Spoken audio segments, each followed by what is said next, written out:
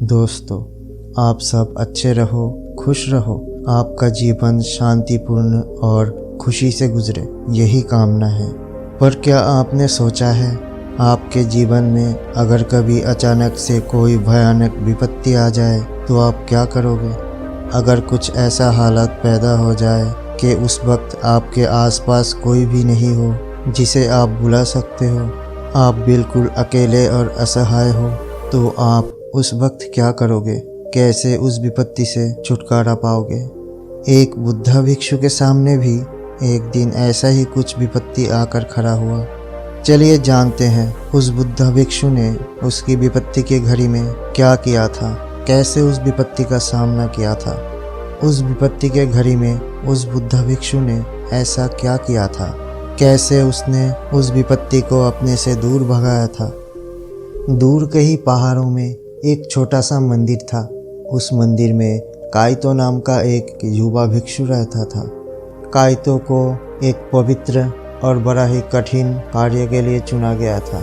ये कार्य चोरों के एक कुख्यात गिरोह से अत्यंत महत्वपूर्ण अवशेष बुद्धा की एक भव्य मूर्ति की रक्षा करना था।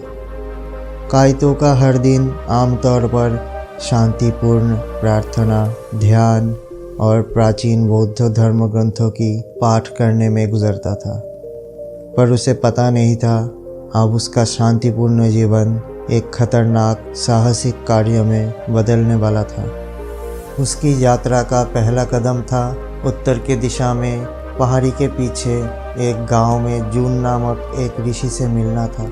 जून अपने विशाल ज्ञान और बुद्धिमत्ता के लिए जाने जाते थे।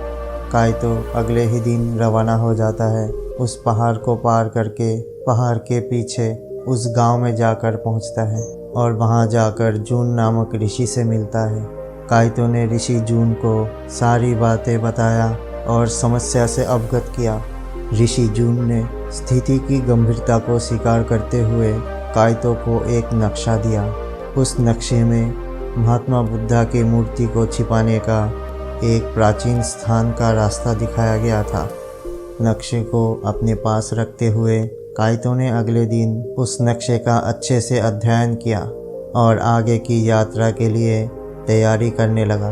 वो समझ गया कि आगे की यात्रा उसके लिए बहुत ही कठिन और भयानक होने वाला था, पर उसका हृदय दृढ़ संकल्प और साहस से भरा हुआ था। अगले दिन सुबह ही काइतो अपने यात्रा पर निकल पड़ा। पक्षियों की चरचराहट और पत्तों के सरसराहट को छोड़कर उसके साथ और कोई भी नहीं था। उसके यात्रा का मार्ग पहाड़ों और घने जंगलों से होकर गुजरता है। यात्रा तो बहुत ही कठिन था, फिर भी प्रकृति की शांति ने उसे आगे बढ़ने के लिए प्रोत्साहित किया। घने जंगलों और गरजते हुए नदियों को पार करने के बाद काइतो एक छिपे हुए पहाड़ की तलहटी में पहुंचा। ऋषि जून का दिया हुआ नक्शे के अनुसार मूर्ति छिपाने का स्थान उस पर्वत के ऊपर स्थित था। नए दृढ़ संकल्प के साथ काइतो ने अपनी चढ़ाई शुरू की। रास्ता बड़ा ही खड़ा और पथरीला था। चढ़ते समय उसके दिल जोरों से धड़क रहा था, लेकिन वो दृढ़ संकल्प के साथ चढ़ाई करता रहा। उसका ध्यान पूरी तरह से अपने पवित्र कर्तव्य पर था।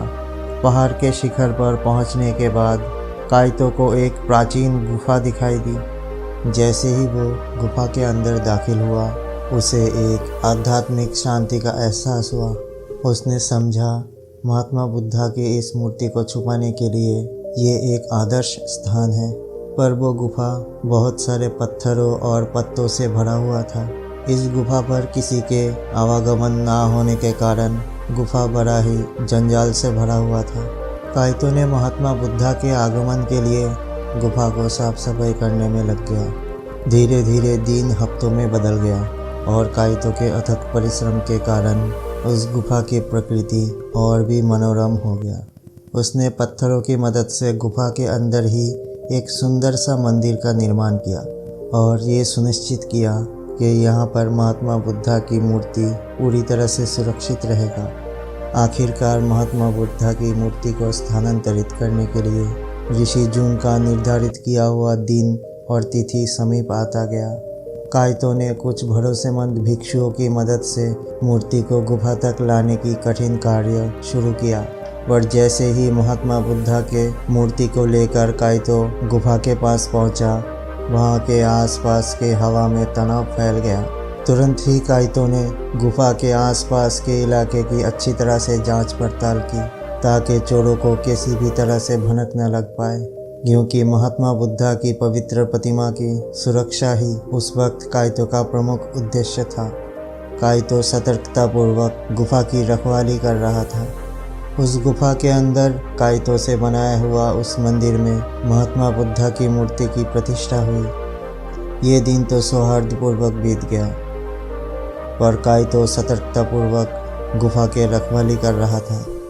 धीरे धीरे प्रतिमा ने एक शांतिपूर्ण आभा बिखरी, जिसके कारण काइतो के मन में आध्यात्मिक पथ से पहले से कहीं अधिक जुड़ाव महसूस हुआ। परंतु भगवान बुद्धा भी काइतो जैसे भक्त से परीक्षा लिए बिना कहाँ रहने वाला था।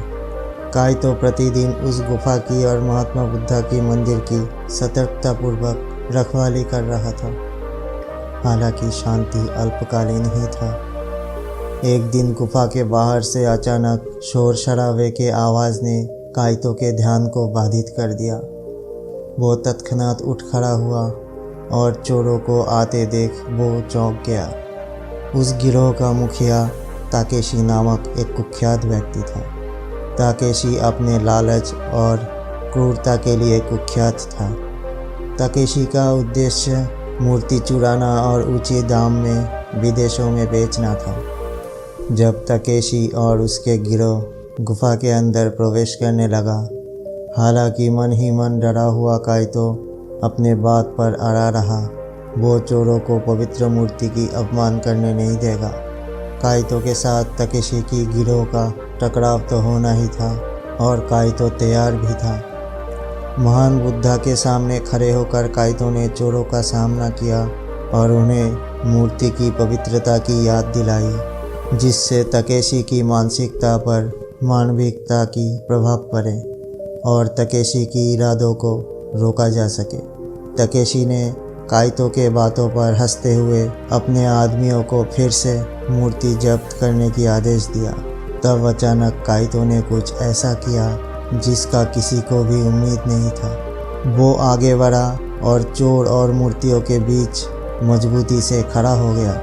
अचानक काइतो का आवाज़ गुफा में गूंज उठा, क्योंकि वो महात्मा के पवित्र सूत्र पढ़ने लगा, जिससे हवा में शांति का आभा फैलने लगा और चारों ओर काइतो का आवाज़ गूंजने लगा।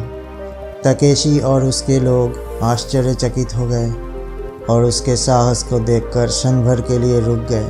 अचानक माहौल बदलने से सारे चोर सहम से गए और उसी वक्त काइतो ने नैतिक और आध्यात्मिक रूप से उनकी कार्य के परिणाम को समझते हुए उनके साथ तर्क करने के इस अवसर का लाभ उठाया।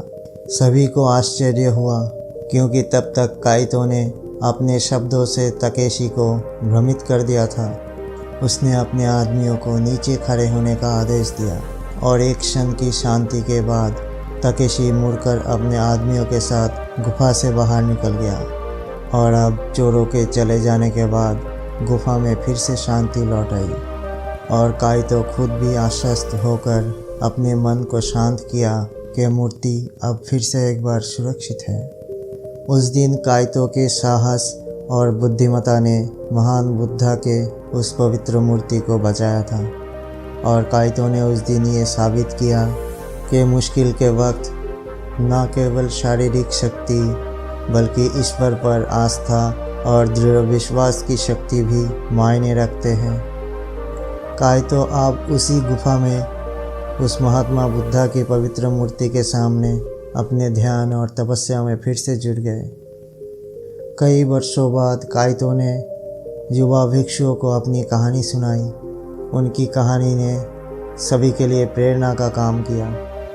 काइतो ने सभी को अपनी मान्यता और अपनी विरासत की रक्षा करने का महत्व सिखाया कि कैसे महात्मा बुद्धा उस गुफा के अंदर महान शांति का आभा बिखेरते हुए सुरक्षित रहा। ये केवल काइतो का कहानी नहीं था, ये काइतो के साहस का प्रतीक था, उसके विश्वास और परंपरा की रक्षा के लिए उसका अटूट प्रयास का प्रमाण था। काइतो और महान बुद्धा की ये कहानी धीरे धीरे पड़ोस के गांव में, फिर पूरे प्रांत में और पूरे देश में फैल गया। तो दोस्तों, कैसी लगी आज की कहानी? अगर अच्छी लगी तो लाइक और सब्सक्राइब ज़रूर करना। धन्यवाद।